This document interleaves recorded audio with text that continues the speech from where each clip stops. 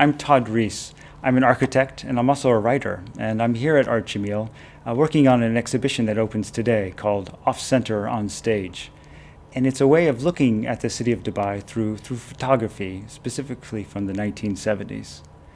Because of that theme, I thought about what kind of book I'd like to share at Art Jameel here today, and I specifically thought of a writer who has really inspired me, well, as a writer. His ability is something that's really incomparable. He can span millennia and span continents within just a few pages. The writer's name is Eliot Weinberger, and I've chosen an essay today from his book called The Ghosts of Birds. And the essay that I've chosen, which I've slightly abridged for the purposes of this telling, the essay is, it looks at, it's called The City, and it's called The City, A Few Blocks. And the essay really kind of, as I said, within 3 pages you cross millennia and continents. You go from the ancient cities, and then at the end we're at parking lots covered in asphalt. The city, a few blocks. In the beginning, or one of the beginnings, the village. The Santals, an indigenous people living in the forest in the state of Bihar in India, have a song that goes in its entirety. In the trees, the birds are singing. In the villages, the girls are singing. An image of untroubled tranquility, humankind and nature in cosmic harmony. The girls sing, and the birds sing, and even more, they sing to each other. In the beginning, or one of the beginnings, the city was not a mercantile center or even a military fortress. It was created by an authoritarian power as an expression of cosmic power, and built in the image of the cosmos itself. The city was the navel of the world, or the axis of the world, perfectly aligned to the 4 directions, or, in Mesoamerica, deliberately slightly misaligned, for humans are imperfect. At its center was a raised structure, tower, ziggurat, temple, platform, pyramid, palace, where one could even be closer to the gods, so that the gods could better hear the human prayers, so that the gods could give their divine instructions. And directly below the city was another city, the city of the dead. The Babylonian cities were each modeled on the constellations. Nineveh on Ursa Major, Sippar on Cancer, Assur on Arcturus, and Babylon on Cetus Iris. The Han capital of Chang'an was laid out in the pattern of the Big and Little Dippers combined, with the imperial palace at the pole star. The city of Xianyang, according to the stars in the constellations of what we call Cassiopeia and Pegasus. The first Khmer capital, Yasodharapura, was itself a calendar with 108 towers representing the 4 phases of the moon and 27 lunar mansions, and 60 towers arranged in 5 sets of 12. That was the 12-year cycle of Jupiter, with which, in multiples of 5, the Khmers measured historical eras. The city was not the macrocosm of the village, but the microcosm of the universe. Cities were never new.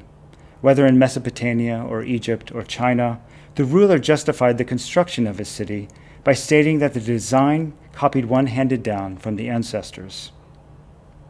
The city, our model of novelty and modernity, was their model of antiquity.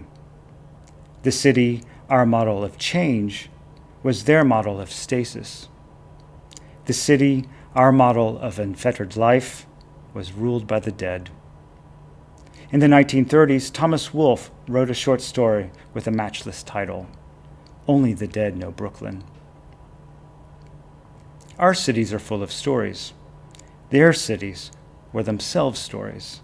The Inca capital of Cusco, which was in the shape of a jaguar, it was organized in a net of invisible lines, connected by natural and artificial markers, with each line a song line to be followed, a mnemonic device for retelling their myths and histories. The city was a map of a narrative. Cities that feared no earthly enemies were laid out in grid patterns. Those in disputed territory were labyrinths of alleyways and plazas, where an invading army would get lost and be defeated. Whether grid or labyrinth, cities were walled, for they were fortresses of cosmic power in a struggle against other powers, demons, the evil gods, the angry ghosts of the human dead. The city wall was magical before it was military, marking a place of order in the chaos of the world. Royal genealogies began with the date of the erection of the city walls, the establishment of the new order. Periodic mass circumambulations were celebrated, and special ones in times of disaster, drought, plague, a communal reassertion of who we are, where we are, what is our place in the world. All were strictly compartmentalized, sacred zones, markets arranged by the goods sold and the services offered, residential districts for the rich, the poor, the merchants, or organized by clan, pleasure quarters, and so on. Cities were aggregates of villages, like villages in their daily life of familiarity and local interactions, but unlike villages in their specialization of class or task, and in their subservience to a higher power. Cities were hierarchical, as villages were not.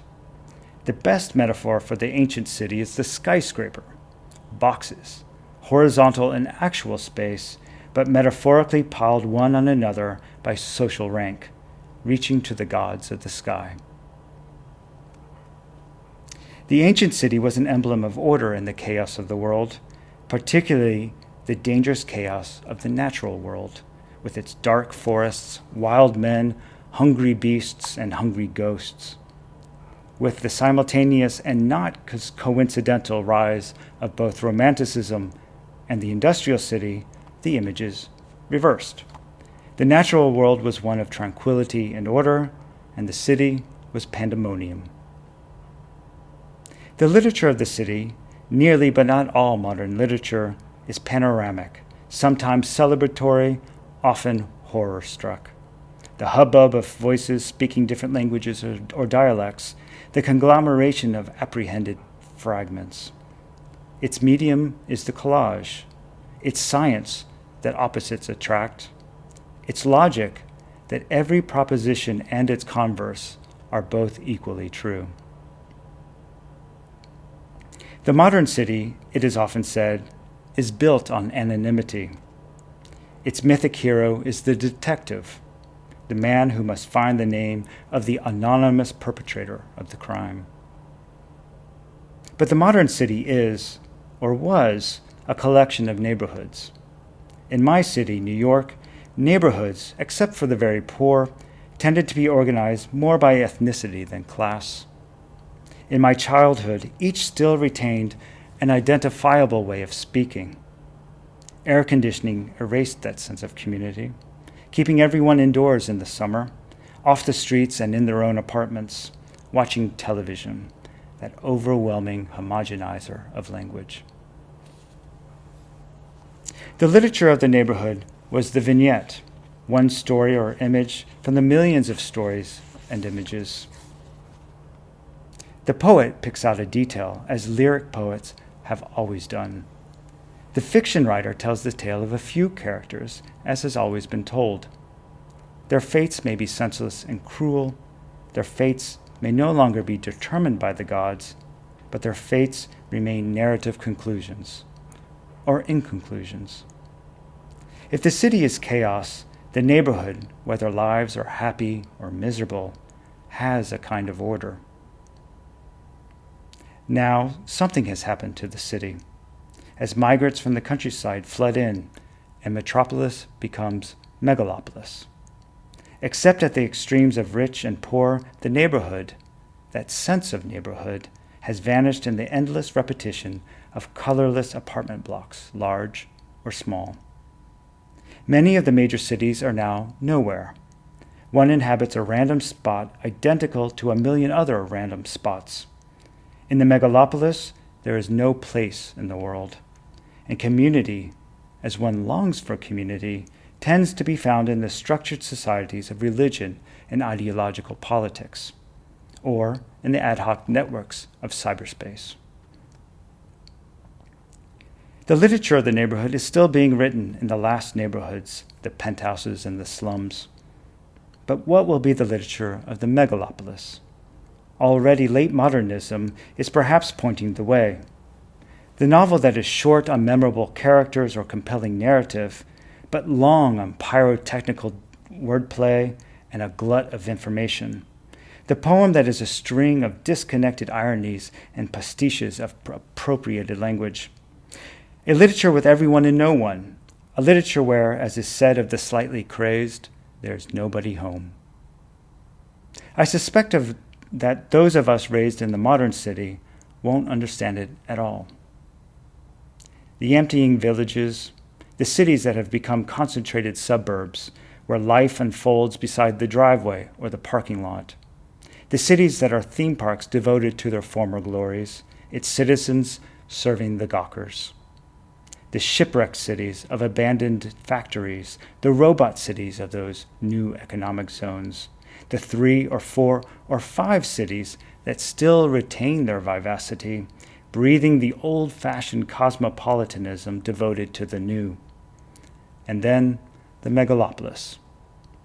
This century, much of humanity will be adrift in this megalopolis, or, more exactly, stuck in traffic.